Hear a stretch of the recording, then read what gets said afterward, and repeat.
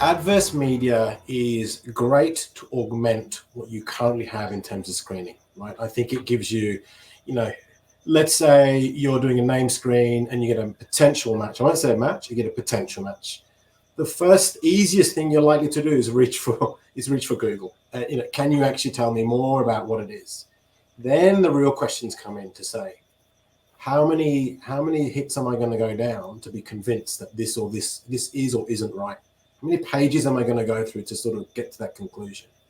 If you're provided with some of those gold standard tools that do the adverse media search for you, come back with the different topics and views, and then apply that back, how do you make sense of what's useful within that? And at what point do you stop?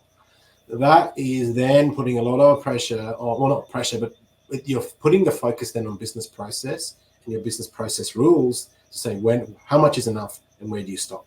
I mean, I could sit there on a complex customer with multi-entity structures and keep going, for a long time.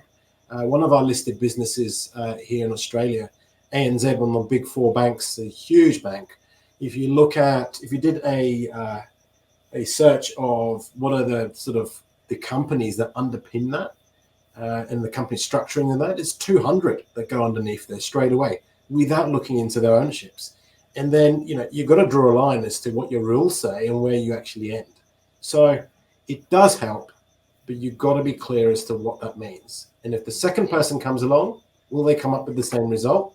Is it perceived? Is it agreed? Is it standardized? That's me.